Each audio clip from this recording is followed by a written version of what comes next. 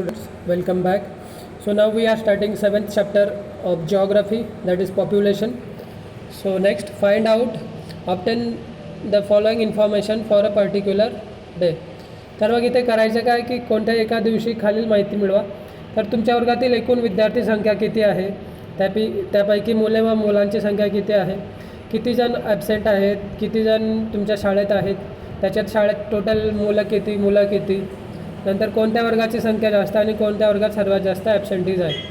तर हे एक्झॅक्टली आपण अगदी सोप्या रीतीने करू शकतो आणि काही हायपोथेटिकल नंबर घेऊनही होऊ शकतं. So no problem, it is easy. Then next is our geographical explanation, भौगोलिक स्पष्टीकरण. तर वरील कृतीतून तुम्ही शाळेतील विद्यार्थी मोजू शकतात, त्याचबरोबर विद्यार्थी संख्येबद्दल माहिती तुम्हाला मिळेल. अशा प्रकारे जसं शाळेत केलं तसं गावात करू शकतो, तालुक्यात, जिल्ह्यात, राज्यात, देशात आणि जागतिक पातळीवरील लोकसंख्येची माहिती आपण मिळवू शकतो. ही माहिती मिळवताना वय व लिंग संरचना, साक्षरता इत्यादींचा विचार करावा लागतो. ठीक आहे. So age and sex ratio and literacy etcetera are considered. So एखाद्या प्रदेशाच्या विकासासाठी अनेक घटक उपयुक्त असतात, त्यातील लोकसंख्या हा एक महत्त्वाचा घटक आहे. ठीक आहे. सो पॉप्युलेशन, येस, त्यातील लोकसंख्या हा एक महत्त्वाचा घटक. कोणत्याही प्रदेशातील लोकसंख्येचा अभ्यास करताना खालील मुद्दे विचारात घ्यावे लागतात. कोणते मुद्दे? तर population growth, population distribution, population density and structure of population. म्हणजे लोकसंख्येची वाढ कशी होते, तिची वितरण कसं आहे, ठीक आहे, घनता किती आहे आणि रचना कशी आहे. So now can you tell, means actually here there are some questions, okay, and then from this table we have to answer those questions. So total population in 2016, so and there is change, means added or subtracted. So city A and city B, 1,10,000, and then you have some total number of children born, then deaths, migrated in and migrated out, and total number. Okay, so like this all these questions can be solved. Yes, also easy. Next we have geographical explanation, population growth. So now लोकसंख्या वाढ. वरील कृतीतून आपल्याला असं लक्षात येईल की प्रदेशाच्या लोकसंख्येत सतत बदल होत असतो. काही वेळेस लोकसंख्या कमी होते तर काही वेळेस ती वाढते. ही वाढ किंवा घट पुढील घटकांशी निगडीत असते. यात प्रामुख्याने जन्मदर, मृत्यूदर, आयुर्मान, स्थलांतर इत्यादींचा समावेश होतो. सो बर्थ रेट, एका वर्षात दर हजारी लोकसंख्येमागे जन्मलेल्या एकूण जिवंत अर्भकांची संख्या जन्मदर दर्शवते. The number of live births per 1,000 people in a year shows the birth rate.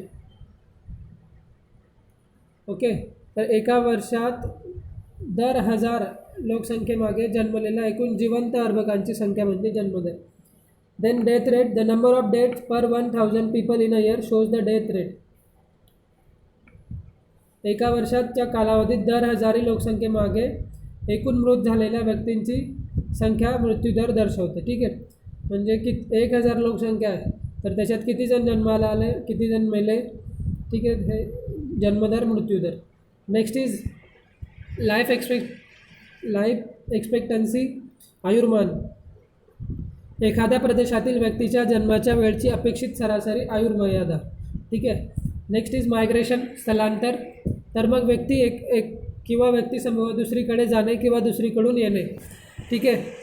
तर एखाद्या प्रदेशात बाहेरून वास्तव्यासाठी व्यक्ती येणे म्हणजे अंतःस्थलांतर आणि किंवा त्या प्रदेशातून इतर ठिकाणी वास्तव्यासाठी व्यक्ती जाणे म्हणजे बहिस्थलांतर. Okay. So now next question for homework is write the definition of birth rate, death rate, life expectancy and migration. So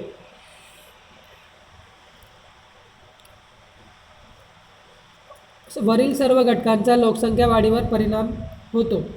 जन्मदर व मृत्यूदरातील फरक ठळकपणे लोकसंख्येच्या नैसर्गिकरित्या होणाऱ्या बदलास कारणीभूत ठरतो. त्याचप्रमाणे व्यक्ती किंवा व्यक्तिसमूहाचे स्थलांतर लोकसंख्येत सतत बदल घडवितात. लोकसंख्येच्या अमर्याद वाढीमुळे प्रदेशातील संसाधनावर ताण पडतो. या उलट लोकसंख्या वाढ नियंत्रित असेल तर संसाधनांची उपलब्धता योग्य प्रमाणात राहते. लोकसंख्या नियंत्रणात असणे हे त्या प्रदेशाचे प्रदेशाच्या विकासाचे निर्देशक आहे. ठीक आहे, कंट्रोल्ड पॉप्युलेशन. ठीक आहे, try this. Take out 100 grains of black eyed beans, चवळी. ठीक आहे, त्याचे 100 दाणे घ्या. प्रथम 30 बाय 30च्या चौरसात सेंटीमीटर आहे त्याच्यात ते ठेवा. आता आणखी 100 दाणे घेऊन 15 बाय 15च्या याच्यात ठेवा. ठीक आहे, तर काय दिसेल आपल्याला की दाणे पसरताना ते एकमेकांवर येणार नाही त्याची काळजी घ्या. कोणत्या चौरसात दाणे सहजपणे विखुरलेले दिसतात, कोणत्या चौरसात दाटीवाटीने आहेत, आणि त्याचबरोबर दानांचे वितरण व प्रदेशातील लोकसंख्येचे वितरण यांचा संबंध जोडता येईल का? तर जोडता येईल. यस. या दानांचे वितरण जास्तीत जास्त सुटे होण्यासाठी काय करावे लागेल? ठीक आहे, तर मग तो एरिया वाढवावा लागेल किंवा पॉप्युलेशन कमी करावं लागेल. So area should be increased. So now distribution of population. ज्याप्रमाणे चवळीचे दाणे 2 वेगवेगळ्या आकारमानांच्या क्षेत्रात विखुरले जातात, तसे मग मोठ्या क्षेत्रात वितरण विरळ दिसते, तर कमी आकारमानाच्या क्षेत्रात वितरण दाटीवाटीचे दिसते. तर मग प्रदेशाची लोकसंख्या देखील त्या प्रदेशात कशा रीतीने विखुरलेली आहे हे लोकसंख्येच्या वितरणावरून समजते. प्रदेशानुसार काही ठिकाणी पर्वत तर काही ठिकाणी सपाट मैदान असते. भौगोलिक परिस्थिती भिन्न भिन्न असते. काही विभाग साधनसंपत्तीने संपन्न असतात, तर काही प्रदेशात साधनसंपत्ती मर्यादित स्वरूपात असते. या परिस्थितीचा लोकसंख्येच्या वितरणावर परिणाम होतो. मुबलक साधनसंपत्ती असलेल्या प्रदेशात साहजिकच लोकसंख्या जास्त असते. या भागात लोकसंख्या वितरण दाट असते, तर साधनसंपत्ती कमी असलेल्या तसेच अनुकूल हवामान नसलेल्या किंवा उंच सकलपणा जास्त असलेल्या भागात लोकसंख्या कमी असते. या प्रदेशात लोकसंख्येचे वितरण विरळ आढळते. Okay, so now draw square of 2x2 and then म्हणजे काय, तर 2x2 मीटर आहे. आकाराचा चौरस आखून घ्या, त्याच्यात मुलांना उभे करा. नंतर आणखी थोडं 4 मुलं 6 मुलं 8 मुलं ॲड करा आणि मग त्यांना विचारा की तुम्ही सहजपणे हालचाल करू शकता का, किंवा आणखी दुसरे प्रश्न की can more student be accommodated, आणखी विद्यार्थी त्याच्यात मावतील का. ठीक आहे, तर आपल्याला आता काय करायचं आहे, तर लोकसंख्येच्या वितरणावर परिणाम करणारे factors affecting population distribution. So first is physical factor. त्याच्यात येतं स्थान, प्राकृतिक रचना, हवामान, मृदा, खनिज संपत्ती. आर्थिक घटकांमध्ये येतं शेती, कारखानदारी, नागरीकरण, वाहतूक, बाजारपेठ. राजकीय घटकांमध्ये येतं युद्ध, राजकीय अस्थिरता, राजकीय धोरण. आणि सोशल सामाजिक घटकांमध्ये येतं वंश, धर्म, भाषा, रूढी व परंपरा. ठीक आहे, आता वरील प्रश्नांची ज्या वेळेस नकारात्मक उत्तरे येतील त्यावेळेस वर्गातील सर्व विद्यार्थ्यांना केलेल्या कृतीबद्दल त्यांचे निरीक्षण नोंदवण्यास सांगा. Okay, so no problem. आपल्याला अंदाजे माहिती आहे की काय होईल. More students cannot be accommodated and if they are accommodated there will be difficulty. So geographical explanation, भौगोलिक स्पष्टीकरण. लोकसंख्येची घनता, density of population. The ratio of the population of a country to its area is a population density. म्हणजे काय, तर देशातील लोकसंख्या व क्षेत्रफळ यांचे जे गुणोत्तर आहे म्हणजेच लोकसंख्येची घनता होय. लोकसंख्या वितरणाचे विवेचन करताना लोकसंख्या घनतेचा विचार केला जातो. घनता खालील सूत्रानुसार काढली जाते. Density of population is equal to population of a region upon area of a region. Okay, तर हा टेबल दिलेला आहे, कंप्लीट करायचा आपल्याला, बस डिव्हिजन करायची आहे. So yes, this is also okay, all right. So now next question for homework is write short note on density of population. So next is our, तर मग एखाद्या प्रदेशाचे क्षेत्रफळ व तेथील लोकसंख्या यावरून दर चौरस किमीमध्ये किती लोक राहतात हे समजते. लोकसंख्येची घनता सर्वत्र सारखी नसते. काही प्रदेश क्षेत्रफळाने लहान असून लोकसंख्या जास्त असल्याने घनता जास्त आहेत. ठीक आहे, उदाहरणार्थ गोवा. काही प्रदेश क्षेत्रफळाने मोठे असून लोकसंख्या कमी असल्याने तिथे घनता कमी असते. राजस्थान. ठीक आहे, तर आपल्याला उदाहरणं दिले की गोवा, केरळ वगैरे. just now try this. Okay, so think of 20 people in your area. और neighbourhood and divide them into following categories. लहान, मोठा, वयोवृद्ध, सुशिक्षित, अशिक्षित, स्त्री, पुरुष, विद्यार्थी, व्यापारी, उद्योजक, बेरोजगार, गृहिणी इत्यादी. ठीक आहे. आणि मग त्याच्यावरून आपल्याला असं लक्षात येईल की वरील वर्गवारीतून परिसरातील लोकांची कोणती वैशिष्ट्ये लक्षात येतात. ठीक आहे. तर त्यांचं वय लक्षात येतं, कशा प्रकारे वर्ग, नंतर व्यवसाय वगैरे. अशा प्रकारे वर्गवारी संपूर्ण देशासाठी करता येईल का? तर यस. या वर्गवारीचा व लोकसंख्येच्या गुणवत्तेचा संबंध सांगा. वरील वर्गवारी करताना कोणत्या समस्या आल्या याची चर्चा करा. Okay. So now this 2 questions 1 and 2 means 3 and 4, total 4 are there. So third and fourth are homework. Now structure of population, भौगोलिक स्पष्टीकरण, लोकसंख्येची रचना. तर मग लोकसंख्येची वेगवेगळ्या उपघटकात वर्गवारी करता येते. उपघटकांमधील परस्पर सहसंबंधाच्या अभ्यासातून त्या प्रदेशातील लोकसंख्येची रचना व गुणवत्ता समजते. ठीक आहे. तर मग आता पुढे काय ग्रुप्स कोणकोणते आहेत ते? मेल, ॲडोलसंट, इलिटरेट म्हणजे पुरुष, शिशु, स्त्री, कुमार, साक्षर, वृद्ध, निरक्षर, ग्रामीण, युवक, बालक, कार्यरत गट, अवलंबित गट, बेरोजगार, नागरी, प्रौढ. ठीक आहे. तर मग पुढील खालील घटकांतर्गत वर्गवारी करा. तर मग लिंग, वय, ग्रामीण, नागरी, साक्षरता, कार्यक्षम इत्यादींमध्ये त्यांना आपल्याला डिवाइड करायचं आहे. Okay. So now next question for homework is write short note on structure of population. So population, लोकसंख्येचे वरील मुद्द्यांप्रमाणे उपघटक केले जातात. या उपघटकांचा व त्यातील परस्पर संबंधाचा अभ्यास लोकसंख्या रचनेत केला जातो. So now next is our geographical explanation for sex ratio. As per the gender, population can be divided into males and females. म्हणजे लोकसंख्येची लिंगानुसार स्त्री आणि पुरुष विभागणी ही सर्वात नैसर्गिक व सहजगत्या लक्षात येणारी विभागणी होय. लोकसंख्येत दोन्ही घटक सर्वसाधारणपणे समप्रमाणात असणे हे लोकसंख्येचे संतुलन दर्शवतात. लोकसंख्येच्या अभ्यासात स्त्री पुरुष प्रमाण महत्त्वाचे मानले जाते. हे प्रमाण पुढील प्रमाणे काढले जाते. ठीक आहे. So sex ratio is equal to total number of females upon total number of males into 1000. Okay. When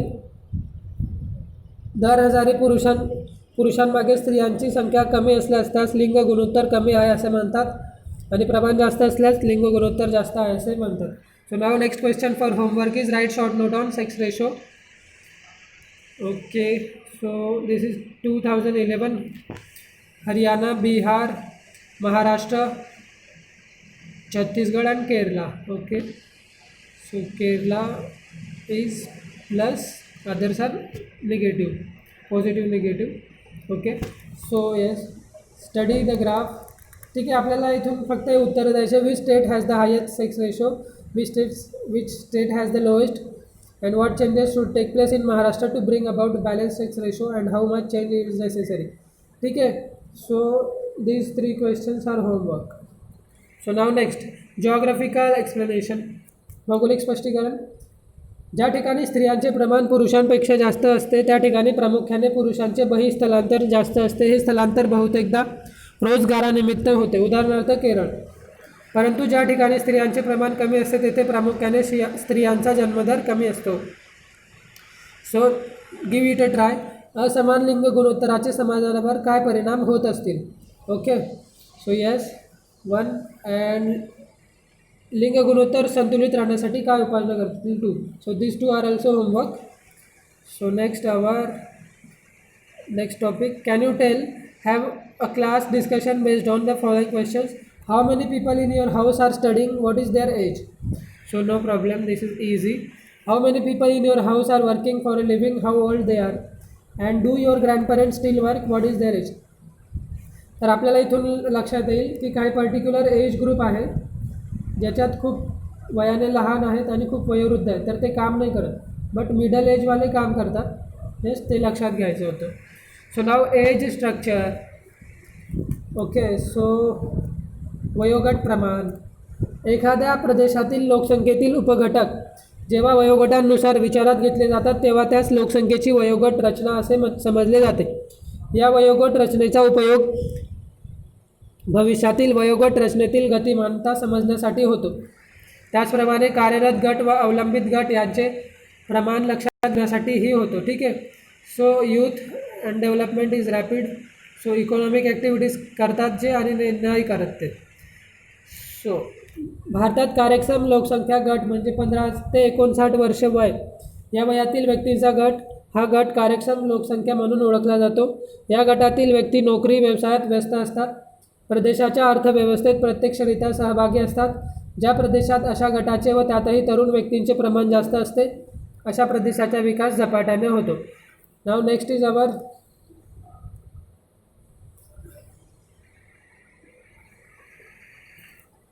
अवलंबित लोकसंख्येचे 2 उपयोग गट केले जातात, 15 वर्षांपेक्षा कमी आणि 60 वर्षांपेक्षा जास्त. ठीक आहे. परंतु त्यांचे ज्ञान व अनुभव या गटाचा अमूल्य ठेवा असतो व तो सर्व समाजाला उपयुक्त ठरतो. जे वयोवृद्ध असतात त्यांच्याकडे ज्ञान आणि अनुभव असतो. तर आता occupational structure of the population म्हणजे कार्यानुसार लोकसंख्येची रचना. तर मग प्रदेशातील लोकसंख्येचे कार्यकारी व अकार्यकारी अशा गटात वर्गीकरण केले जाते. जे लोक कार्यक्षम गटात असूनही नोकरी किंवा व्यवसाय करत नाहीत त्यांना अकार्यकारी समजले जाते. अकार्यकारी गटातील लोक हे कार्यरत लोकांवर अवलंबून असतात. जर मग प्रदेशातील कार्यकारी लोकांचे प्रमाण अधिक असेल तर लोकसंख्या उद्यमशील मानले जाते. अशा प्रदेशाचा विकास वेगाने होतो. So next is area of residence, निवासस्थान. तर प्रदेशातील लोकसंख्येची विभागणी ग्रामीण अथवा नागरी अशा ठिकाणी अशा निवासी गटात केली जाते. ग्रामीण गटातील लोक मोठ्या प्रमाणात प्राथमिक व्यवसायात गुंतलेले असतात. नागरी भागात द्वितीयक व तृतीयक व्यवसायांमध्ये गुंतलेल्या लोकसंख्येचे प्रमाण जास्त असते. ग्रामीण लोकसंख्या ही प्रदेशातील अन्नधान्याची उत्पादक असते. नागरी लोकसंख्या अन्नधान्यासाठी ग्रामीण लोकसंख्येवर अवलंबून असते. Okay. So now prepare the bar graphs. स्तंभालेख तयार करायचे. तर अर्जेंटिना 98.1 साक्षरता आहे. ठीक आहे. ब्राझील तर आपल्याला जस्ट अशा प्रकारे समजा हा एक्स ॲक्सिस हा वाय ॲक्सिस आहे. ठीक आहे. आणि इथे 100 आहे टॉपला. ठीक आहे. तर आपण लिहू अर्जेंटिना 98, ब्राझील 92, भारत 72, चीन 96 अशा प्रकारे. So now next. सो हे क्वेश्चन्स आहेत but they are easy. Now literacy, साक्षरता. तर मग समाजामध्ये काही लोक साक्षर असतात तर काही निरक्षर असतात. आपल्या देशात व्यक्तीस लिहिता वाचता येत असेल तर तिला साक्षर समजले जाते. ही व्याख्या वेगवेगळ्या देशात वेगवेगळ्या स्वरूपात असू शकते. साक्षरतेचे शेकडाप्रमाणे प्रदेशातील लोकसंख्येच्या गुणवत्तेवर प्रकाश टाकते. ठीक आहे. काय? साक्षरतेचे शेकडाप्रमाण. ओके. तर मग वय वर्ष 70पेक्षा जास्त वयोगटातील लोकांचे वर्गीकरण साक्षर किंवा निरीक्षक गटात केले जाते. साक्षरता हा घटक वयाचे वय वर्ष 7 वर्ष 7 इयर्स 70 नाही 7. तर मग साक्षरता हा घटक सामाजिक व आर्थिक प्रगतीचा निर्देशक समजला जातो. साक्षरतेचे प्रमाण अधिक असल्यास देश सामाजिक व आर्थिकदृष्ट्या प्रगत होतो. साक्षरतेमुळे सुसंस्कृत प्रगतिशील समाज निर्माण होतो. Okay. So now next question for homework is write short note on literacy.